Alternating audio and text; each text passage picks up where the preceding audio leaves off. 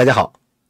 特朗普政府啊冻结了22亿元的哈佛大学的联邦资金。看来川普这个人啊，不光对外国人狠，对自己人那也是个狠。事情的经过啊是这样的：2025年4月啊，美国政府和哈佛大学之间爆发了一场前所未有的冲突。那这场冲突呢，是以特朗普政府啊冻结哈佛大学超过22亿元的这个联邦资金，就达到了高潮。那实际上呢，这个事儿啊就引发了美国对高等教育自治权的这么一个大的挑战，也引发了关于学术自由啊、言论自由以及美国政府权力边界的这个全国性讨论啊。所以我们今天啊就想试图客观分析一下这场冲突的起源、它的发展以及它可能的法律后果。同时呢，我们也探讨一下它背后啊它深层次的政治和文化意义。这个事情啊还是要从2023年10月7号开始说起。那么哈马斯啊对以色列发动了自二战以来啊，就是应该说啊对犹太人最致命的袭击。据报道啊，哈马斯的武装分子啊袭击了以色列，杀害了大约1200人，并绑架了200多名人质啊。对这次袭击的惨暴程度啊是震惊了全球。那在多个袭击点，武装分子是直接向平民开火，纵火焚烧房屋，烧死和窒息人们，或者将其射杀、绑架、虐杀。那美国政府啊和多数的西方国家政府都迅速谴责这个袭击，并表达对以色列的支持。那值得注意的是呢，美国国务院啊其实早在1997年10月就已经将哈马斯定性为外国恐怖组织。所以这个背景啊对于后续我们在美国校园内发生的抗议活动的这个法律定性就产生重要影响了。那么随着以色列在加沙的军事回应开始啊，美国各大学校呢就陆续出现了支持巴勒斯坦人的抗议活动。2024年的春季啊，这些抗议活动达到了高潮。在2024年4月17号，哥伦比亚大学呢就在学校的莫宁塞德校区的东巴勒斯坦草坪上搭建了50个帐篷，称为什么呢？加沙团结营地啊，就我们刚才看到的这个视频。那么要求学校啊从以色列啊撤资。所以这些抗议营地啊就迅速在全美乃至全球扩散。截止到2024年的5月初啊，美国50个州中的45个州和哥伦比亚特区都出现了学生抗议活动，几乎在140个校园内都出现了营地占领、罢课或者静坐。但是啊，这些抗议活动和部分言论啊还是引发了很大争议。有报道指出啊，有一些学生组织呢，他们的代表就发表了支持哈马斯的言论，甚至在为10月7号的这个袭击辩护。那哥伦比亚大学的种族隔离撤资组织叫 CUAD 啊，在2024年期间啊，对哈马斯武装这个领导的这个武装的这个袭击啊和10月7号的袭击啊，他的支持态度是越来越明显了。所以面对这个校园抗议啊，拜登政府呢就陷于一个两难的这么一个境地。一方面呢，他需要维护所谓国家安全，是吧？和反对恐怖主义。另一方面呢，他又要尊重学术自由和言论自由。所以拜登他表示呢，我们不是一个压制人民和扼杀意见的专制国家，美国人民的声音是被听到的。事实上这个和平抗议是人民应对这种重大问题的最佳传统，但我们也不是一个无法无天的国家，我们是一个公民社会，秩序必须得到维护。所以尽管老拜登呢采取了相对克制的态度，但是呢许多抗议者还是批评拜登在对加沙战争中对以色列他的支持明显过于坚定，没有满足学生们对美国政府这种改变的这个呼吁。所以就有分析表明呢，拜登可能因此失去了整整一代选民。那么2025年1月这个特朗普重新上任之后呢，政府对于校园抗议的立场是明显转硬了。2025年的3月美国政府宣布呢，成立反犹太主义的联合工作组，开始审查包括哈佛在内的多所精英大学的联邦资金啊。特朗普政府呢，首先把矛头指向了哥伦比亚大学啊，宣布冻结这个学校的4亿美元的联邦资金。随后呢，又将这个目标呢扩展到了布朗、普林斯顿、康奈尔、西北大学啊这多所学府。同时啊，政府对参与抗议活动的外国学生采取了更加严厉的措施。2025年3月10号啊，联邦移民当局呢就逮捕了当时在哥伦比亚大学抗议活动中扮演重要角色的巴勒斯坦活动人士，叫马哈茂德·哈利勒啊。这个哈利勒呢被视为特朗普政府承诺的拘留和驱逐学生活动人士的这么一个计划的重大升级的代表。参加支持巴勒斯坦社会活动的一些人被拘留的这些外国学生啊，已经开始启动这个驱逐程序了，而数百名学生的签证也可能被取消。所以在2025年4月特朗普政府他就把焦点转向了哈佛大学，宣布正在审查向哈佛和他的附属机构提供的大概90亿美元的联邦资金。那4月初呢，政府就向哈佛发了一封信，提出了一系列前所未有的要求，包括什么呢？减少教师、员工和学生中更致力于激进主义而非学术的人员的影响力。那第二呢，就是要求外部小组审核各个系的教师和学生，以确保观点多样性。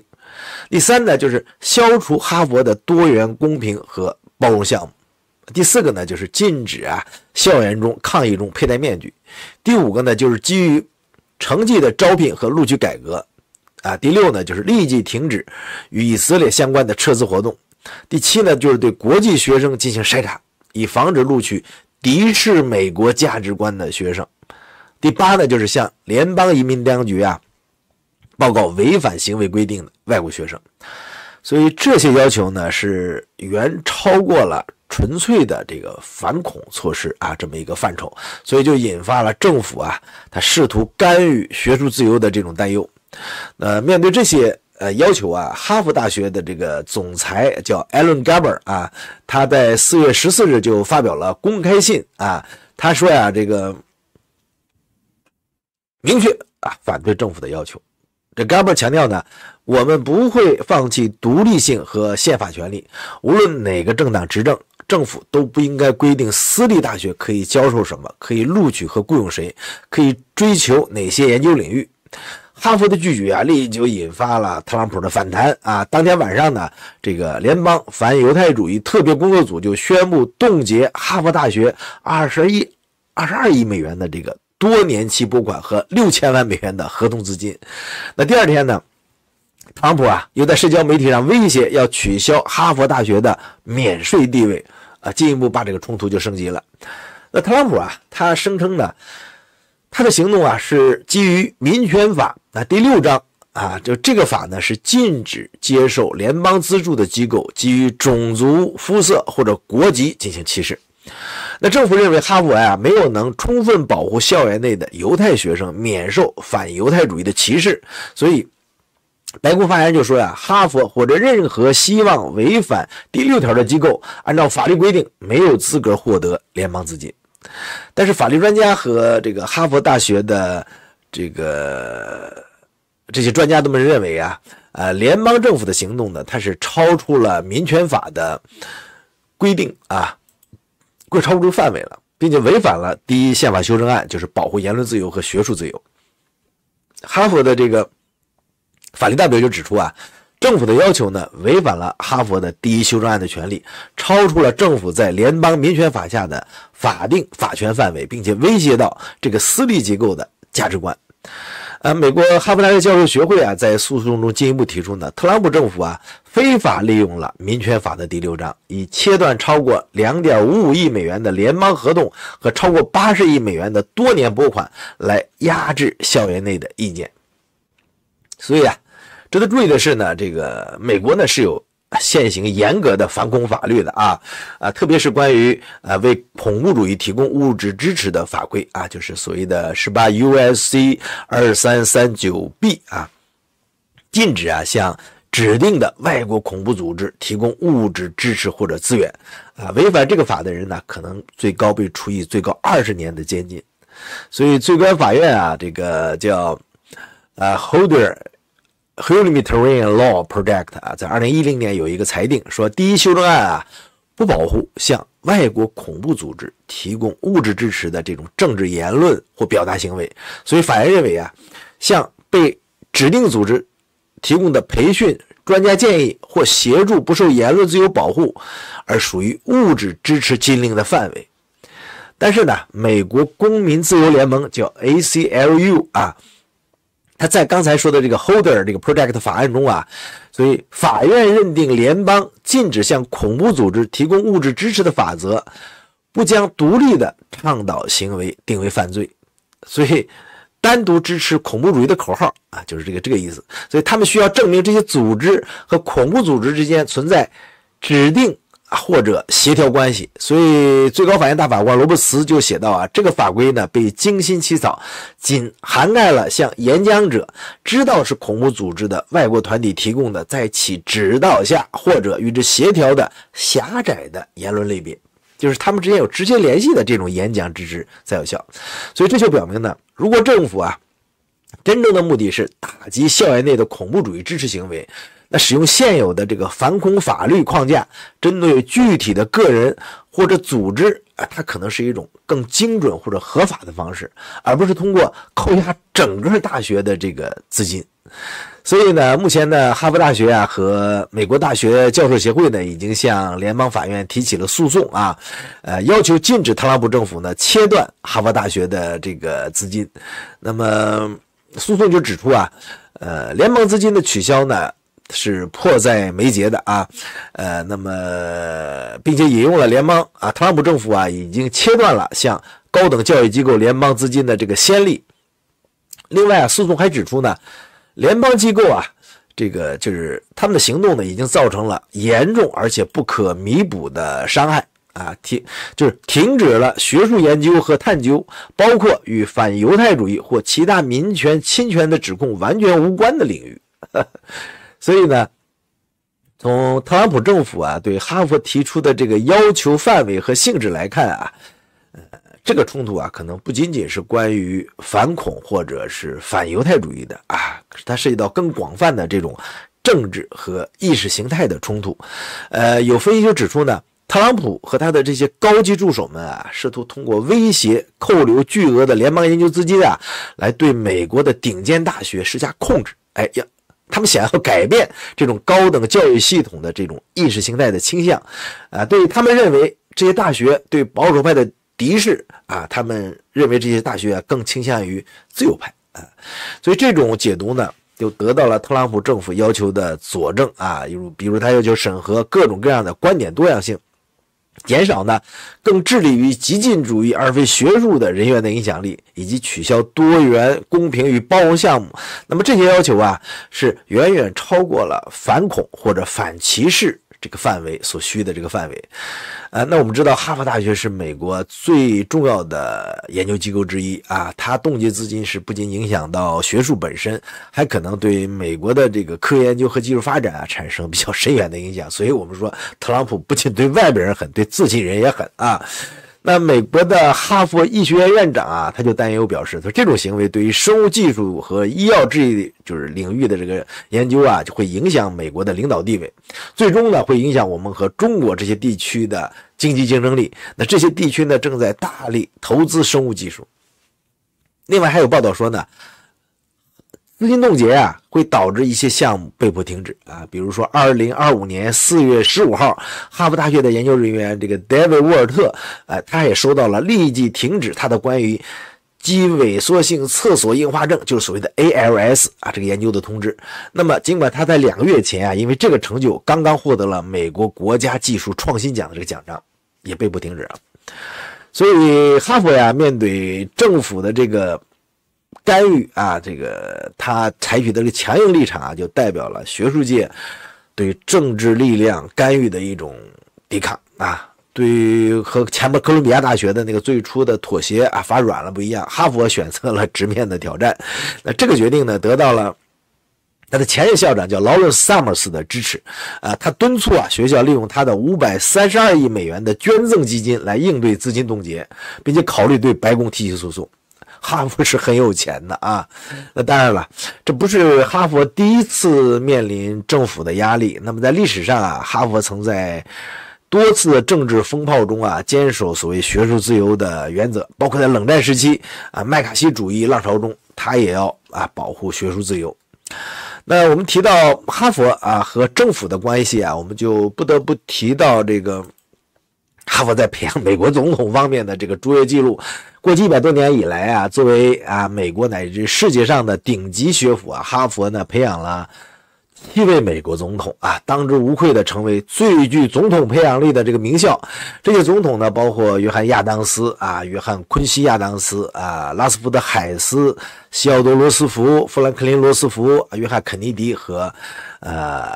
奥巴马所以这个数字是远超美国其他大学的。那耶鲁大学呢，已培养了5位美国总统，位居第2。这就意味着哈佛培养了近100年来15%的美国总统。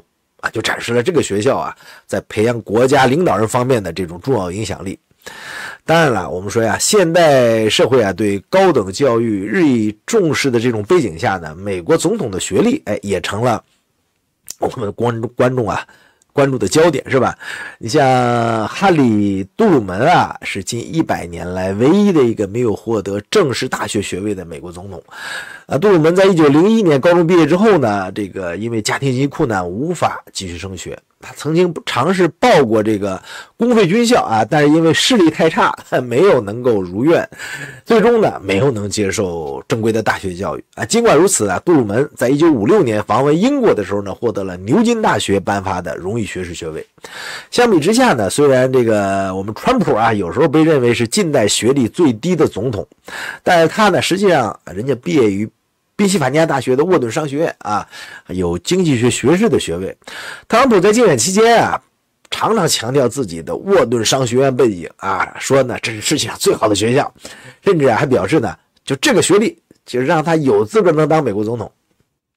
但是这个特朗普的学历呢也曾经引发过争议2023年吧，他的侄女玛丽特朗普在他的新书中爆料说呢，特朗普曾经付钱让他人替自己参加 ACT 考试，就是美国的高考替考以帮助他进入宾夕法尼亚大学。那后来呢，白宫和特朗普团队呢是强烈的否认了这个指控。所以你觉得他有没有可能被替考呢？看他的这个可能屁股不同观点不同所以如果呢哈佛和特朗普政府这个冲突最终上诉到最高法院，那最高法院呢就需要平衡多个相互竞争的这个宪法原则和法律利益。首先呢，法院会考虑刚才我们提到的 Holder v. Humanitarian Law Project 这个先例。那因为这个案子确立了在反恐背景下对言论自由的某些限制。然而呢，哈佛与它有重要的区别是什么呢？就 Holder 案呢它直接与恐怖组织协调的活动，而哈佛涉及的是政府对整个机构运作的这种广泛干预，而不是针对特定的恐怖知识行为。第二个呢，就是法院将不得不权衡政府在经费分配的这个裁量权和宪法保障的学术自由和这种宪法言论自由里面这个衡量。因为历史上最高法院在Haley v. James 案中确认第一修正案保护学生团体在公共问题上的自由结社和发表意见的权利，不受公立大学官员的审查。那第三呢，就是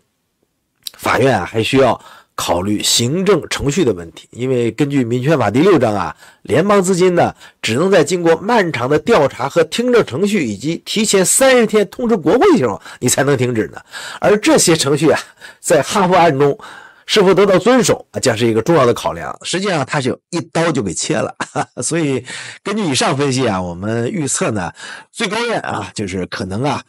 裁定特朗普政府呢是没有能够遵循终止联邦资金所需要的法定程序，要求政府恢复资金并且重新启动正当程序，这就会避免直接处理这种棘手的宪法问题。第二个呢，就是狭义裁决，就法院可能认定政府有权要求接受联邦资金的这个机构呢，采用合理的措施就制止或者防止校园内的这个歧视行为。但是政府的要求不能扩展到控制大学的内部治理、课程内容或者思想多样性这么广泛的领域，所以这就会限制政府干预的范围。同时维护它在反歧视方面的这种合法权利。第三个呢，可能会倾向于学术自由。法院呢，可能强烈要求维护学术自由的原则，认定政府的干预侵犯了大学的宪法权利。所以特别是当这种干预基于意识形态的动机，而不是真正的反歧视或者反恐考虑的时候第四个呢，就是倾向于政府的权利，就是鉴于目前最高法院的保守倾向呢，法院也可能会支持政府在资金分配方面的这种广泛的裁量权，特别是涉及到国家安全以及反恐这些敏感的领域。所以要预测一个最可能的结果呢，我认为最高法院可能会通过程序性的裁决或者狭义裁决来解决这个争端。就是这样的话呢，允许法院呢避免陷入深度的这种意识形态的争议，同时呢给双方呢都给一个比较体面的退路所以特朗普政府和美国哈佛大学的冲突我觉得不只是一场简单的这个学术的这么竞争的行为它涉及到美国它的政治、法律和文化的深层的神经。所以这个冲突就引发了关于美国学术自由边界、政府的权力范围以及民主社会里边不同声音它怎么共存的这么一个根本问题。但是不管经过怎么样这个冲突都会在美国教育史上留下重要的一页，它可能会重新定义政府和学术界的关系，影响未来几代人对大学这个角色的理解。所以在这个背景下，哈佛呢作为最古老、最富有的大学，再次发挥了它在国家政治和文化中的这种关键作用。就像它培养了众多的美国总统一样，哈佛呢现在也试图塑造在美国政治话语里边另一个关键时刻发挥重要的影响。那这个最终这个冲突的解决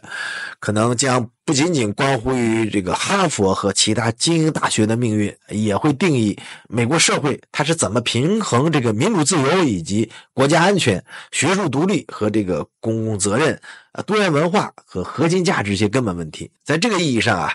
它实际上背后不是这几十亿的钱，而是美国